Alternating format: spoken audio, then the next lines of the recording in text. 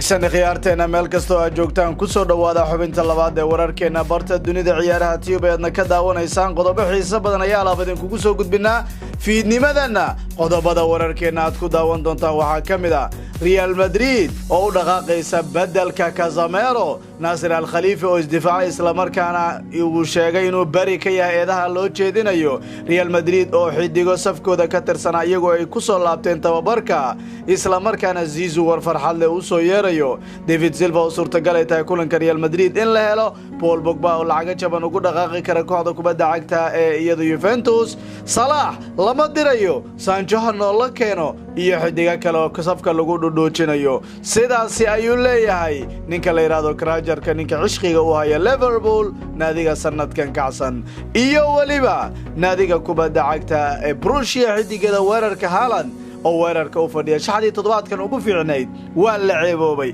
kooxihii waaweyna hal xidig xitaa kuma yeelan Champions League kuwii ugu fiicnaa la Liverpool wala PSG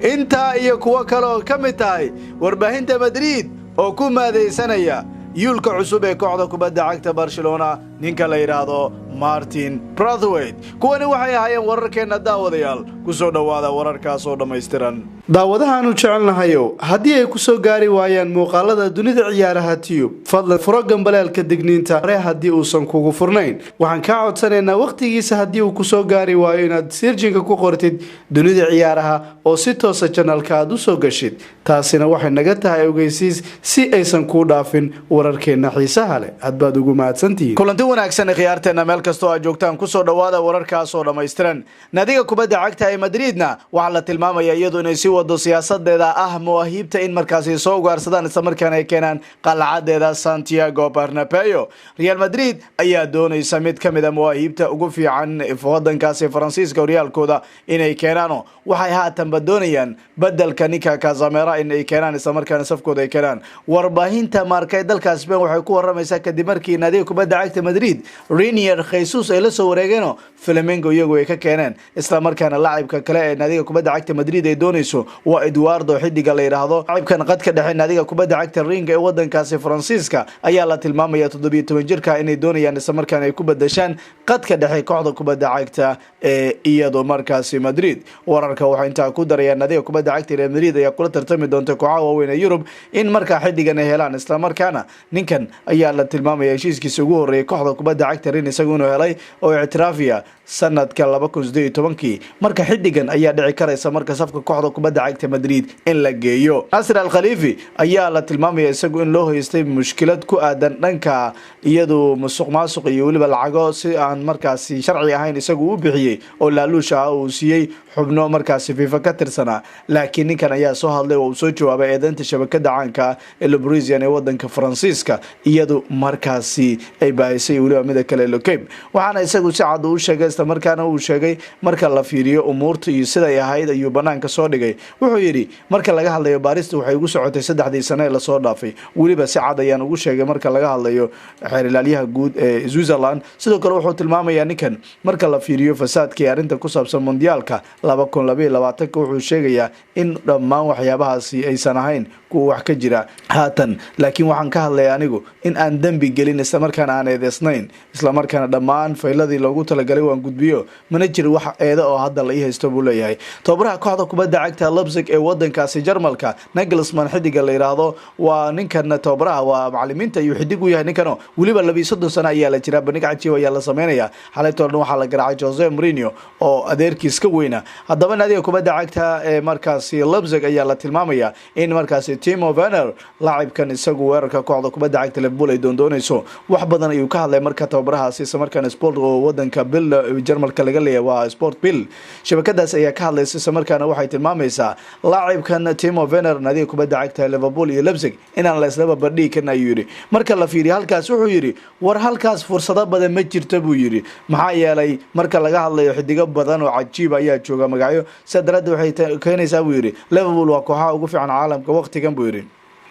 laakiin marka laga hadlayo in xidigan uu ku faanaya in marka nadigaasi dalab ay ka soo gudbiso laakiin nadigiisa sidoo kale waa uu ku faanaya Liverpool laacibin fara badan oo cajiib ay haystaan hadii ninka halka uu isagu aado waa suurtagal isagu mustawihiisa inuu soo wanaagsanaado laakiin haddana way adag tahay buu yiri maxaa yeelay xidiga badan oo cajiib ay halka jooga nadiga kubadda cagta Madridna waxa la tilmaamayaa safkeeda xidiga ka tirsan iyagu inay soo laabteen isla markaana kulanka Liga Levante iyagu inay heli doonaan Madrid iyo xidiga dhowr ka dhaawacnay wali kuwa kale ayaa ka dhaawacan dhawaan Hazard ayaa u soo laabtay kooxdo mar kale haddana waxa aasiyadu ku waramaysaa Gareth Bale iyo waliba ninka kale ee Jovic labaduba in la heli doono kooxda kubadda cagta ee Madrid iyagu ay heli doonaan Jovic ayaa la tilmaamayaa markaasi iyo Bale labaduba in markaasi diyaar yihiin kulankaas markaana maanta Arbaca iyagu ay tababarteen maanta oo Khamiisa iyagu ay tababarteen sidoo kale waxa la tilmaamayaa in Arbacada iyagu ay seegeen tababarka haddaba labaduba ayaa la safka kooxda kubadda cagta Madrid ayaa lagu dhoodhoojin doonaa haddaba nadiga kubadda cagta ee Man City xidigeeda ninka la yiraahdo David Silva ayaa la tilmaamaya isagoo xanuun dhanka jilibka inuu dareemo kulankii ugu dambeeyay sidaas oo tahayna lagu bedelay Phil Foden ayaa lagu leeyahay hadda kulanka kooxda kubadda cagta Madrid waxa suuragal ay tahay kulanka in la helo nadiga kubadda cagta ee Manchester City iyo Champions League wajihi doonta kooxda kubadda cagta ee Real Madrid markaas oo iyadu aysan xal kale u fureen ilaa iyo nadigan wadada ay ka leexiyso mooyaane nadiga kubadda cagta ee Real Madrid ayaa iyaduna doonaysa in koobkan sanado badan iyagu iska daldasheen in markale sanadkan iyagu nasiibkooda ay tijaabiyaan dhaawac dhanka jilibka ayaa la tilmaamayaa isbuuci bar in suurtagal ay tahay markaasi isagu in xidigan garoomada uu kaga maqnaado waliba waxa la tilmaamayaa kulanka horyaalka ayaa suuragal ay tahay isagu in shaki la gelinayo sidoo kale hadii Real Madrid ay hesho kulanka kooxda kubadda cagta City la ciyaarayso waxay tahay bas City mid u fiicnaan doonta maxaa yeelay xidigan khibradiisu wax badan ayuu ka caawinaya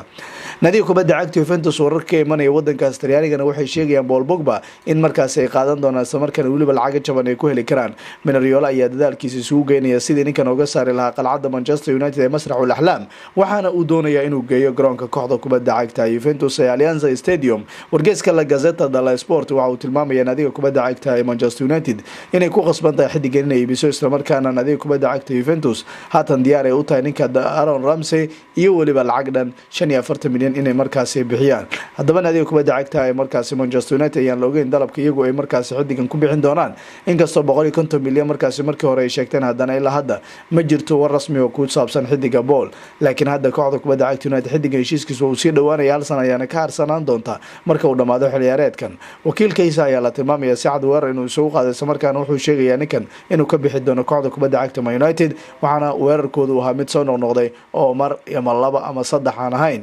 haligii hore ee nadiga kubadda cagta Liverpool Jamie Carragher ninka la yiraahdo ayaa isagu wuxuu ka hadlayay sida cusub ee kooxda kubadda cagta Liverpool iman doona isla markaana club waqtiyada markaasi soo aadan sanadaha soo socda isagu uu kooxda ku maamuli doono nadiga kubadda cagta ee Liverpool ayaa la tilmaamaya 16 lugta koowaad iyadoo in la soo garaacay garoonka Wanda Metropolitano halkii Champions League iyagu ay ku qaadeen wareegga 16 lagu soo garaacay kulanka lugta labaad oo aan sahlnaan doono Real Liverpool waxay leeyihiin anagu ambil baa idin sugaysa oo Barcelona miyaadan ogeyn waxa ku dhacay oo saasaan yeelnamaan la ogeyn marka horta lama oga waxa dhici doono idinka cidna ma ogeyn habeenkii Barcelona waxa dhacay iyo waliba waxa ma aragtay dhici lahaa cidna kama wareyn laakiin kubadda cagtu mar waliba lama saadaalin karo waxa ma aragtay adigoo fiican ayaa idigu laga badin karaa adigoo xunna waad badin karaysaa marka nadiga kubadda cagta Liverpool ina dadaashiin mooyaane wax kale oo hadda ma aragtay idin furan ma jiraan oo nadiga kubadda cagta ee Atletico difaaciduna wuxuu yahay kuwa ugu fiican Yurub marka laga hadlayo sidoo kale nadiga kubadda cagta Rocky Blancos ayaa la tilmaamaya iyaduna in nasiibkeeda tijaabin doonto sidii u gudbileed haddaba Carragher ayaa isagu wuxuu sheegay xidiga dhowr inay joogaan isla markaana Liverpool uu sheegay in xidiga badan inay iibiyaan aysan u baahneen isla markaana xidigaha hadda u jooga ay anfacayaan iyagu inay xidiga kale ku soo daraan wuxuu ka hadlay Salah in la iibiyo fikradaas inuu ka soo horjeedo isla markaana isagu uu ku faraxsan yahay ninkan inuu sii joogo isla markaana kooxda kubadda cagta ee iyadoo markaas Liverpool xidiga kale ku soo darto wuxuu sheegay Jadon Sancho iyo waliba ninka kale caanka ah ee lagu magacaabo Werner labaduba in la keeno nadiga kubadda cagta Liverpool si haystaan xidigahana lagu soo daro kuwa kalena la keeno oo xidiga kale yaan la iibin buu leeyahay shaxdii ugu fiicneed toddobaadkan Champions League ayaa la soo bandhigay goolsi ninka la yiraahdo golaya kooxda kubadda cagta ee Leipzig ayaa isagu loo doortay Philippe ninka la yiraahdo iyo waliba Lodi iyo Lamar iyo ninka kale caanka ah ee iyadoo Hatber oo Atlanta fiiriya afartaas markii laba yihiin PSG midna waa golayaha Leipzig iyo labada ma aragtay hal difaac Leipzig iyo hal Atlanta qad ka dhex burburiya waxa loo doortay Saul Niguez xidiga lagu magacaabo kale waa Cherchev oo isagu Valencia ayaa loo doortay waa Basalic oo kooxda kubadda cagta ee markaasi Atlanta Elic waa kooxda kubadda cagta Atlanta iyo waliba Haaland oo isagu marka hadii kubadda cagta ee Barcelona ayaa lagu leeyahay xidiga markaas Yulka ay dhawaan la wareegeen Martin Braithwaite xalqada ku xigta ayaad ku daawan doontaan hadii ay baqadaro markaas xidigan waxyaabaha uu ku fiican yahay iyo waa kuma iyo wax badan oo aan idinkaga hayno laakiin hadana نادي كوبادا عكتا يدو ريال مدريد warbaahinteeda gaar ahaan shabakada Financial Central oo aad ugu dhow Real Madrid ee Barcelona iyadu xidigeeda ay ku maadeysanayaan waliba waxa la tilmaamay shabakada Madridistada waxay soo qaateen laacibkan oo loo xiray fanaanada kooxda kubadda cagta Barcelona isla markaana ninkan oo Bombela ayaa la arkay oo kale markaas iyagu Bombela intay soo dhigeen calanka Madridista ku xireen markaas ay soo dhigeen baraha bulshada gaar ahaan barteeda Instagram-ka marka ay iyagu ku maadeysanayaan xidiga Leganes kooxda kubadda cagta Barcelona kaga biiray Martin Braithwaite iyagoo fowdeynaya ama ba markaas xidigan ku maadeysanaya ku biiristiisa halkaas Barcelona iyo leeyihiin xidigii hore ee Leganes xubinta labaad ee wararkeena waa naga inta